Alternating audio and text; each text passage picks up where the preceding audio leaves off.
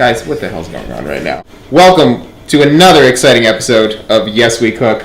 I'm John Santor, so happy to be joined again by Carol and Chris, as always. Joe Barbiero, cameo Caitlin Boston, who is, she's just like worked her way into the episode in a major way. Just popped on in. I'm not happy about that. Yes We Cook. Let's talk about Bob Ross, okay? You all know Bob Ross. Painter, icon, fan brush, American treasure. Bob Ross believed that if there was a picture in your heart, you could put that picture on the canvas. Anybody could paint. And Yes We Cook is dedicated to the idea that if there's a meal in your mind, you can put that meal in your tummy. Caitlin, what do you think about that? I mean, Carolyn. God damn it. Okay. But we have to know what we're cooking. We haven't said what we're cooking yet, right? Today we're going to try to make our own delicious shrimp Thai curry. The stars of the evening, the shrimp, onions, ginger, water chestnuts, carrots, spinach, the green beans, a lovely garnish of basil, some curry paste, and coconut milk. So Jonathan, we're going to start by cutting some of this delicious spinach. Look at how long and luscious that is. I want to stroke it. Okay, I'm going to just have to stop you right there. You're going to need to clean up your mouth. I'm not going with it. I'm not saying yes to stuff like that. Is this a good time to do basic knife safety? John, do you not know how to cut things safely? Are you a cutter? Were you a cutter? You making cutter jokes now? First things first, we're going to put the spinach on the table. Second thing, you're going to want to hold your knife in the basic psycho position. Arms gonna be up. We're gonna come down in a series of staccato motions. You know what I like more, John? Just to keep going. It's amazing. I've never worked with somebody. You literally have to edit out everything she says. None of it's appropriate. So we're going to start by adding some coconut oil. It has a higher burn temperature than olive oil. Something with a high burn temperature. It's really burning. We put the onions in first because they're like the base of any sauce. Mm-hmm. And these also take the longest to cook. Carrots are next.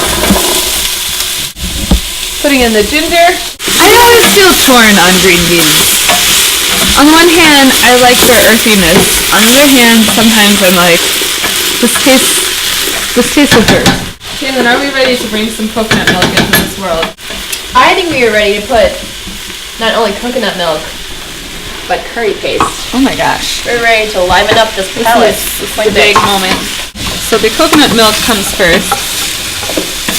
We have gotten some regular coconut milk and accidentally some light coconut milk.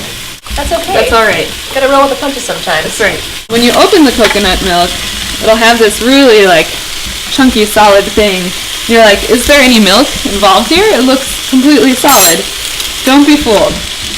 It's kind of like ice fishing.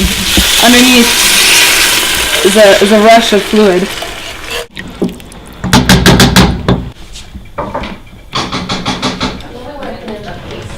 And also sugar. Alright. Oh, we have a rice leaf. So we need to add in some brown sugar into our curry. How much are we adding? 2.5 teaspoons-ish. None of this coconut milk is sweetened. It's all unsweetened coconut milk. Many people associate coconuts with being sweet, but it's unsweetened. Now we're going to add some green curry paste into the curry. Prior to now, there's been no curry in our curry. That's all going to change. You just made a mixed race curry there. It's fine. How's it mixed race? Because we took it from the bland whiteness. Oh, I see. You gave it some color. This has been Cooking with Malcolm X. We'll say it actually tastes like curry. Mm-hmm. It's pretty spicy. Maybe I'm just weak. I'm a little weak. She's from the Midwest. What can I say? I'm used to things being mostly made of corn.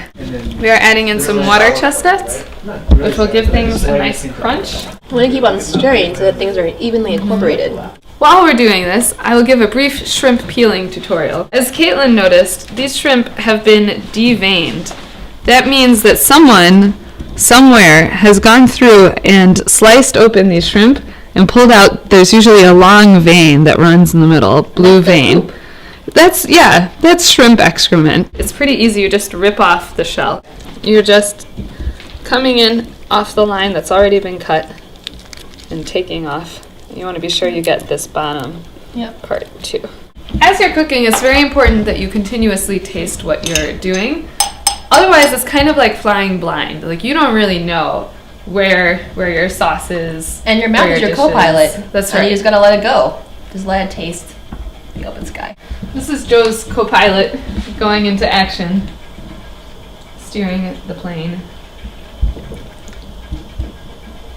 That's the face you want in your co-pilot. So our flavors are slowly mellowing together to a happy little medium family, if you will, of flavor. Never losing the individuality. Wouldn't it be better if we made everything that's not a standard ingredient into that standard ingredient so that the standard ingredient feels more comfortable?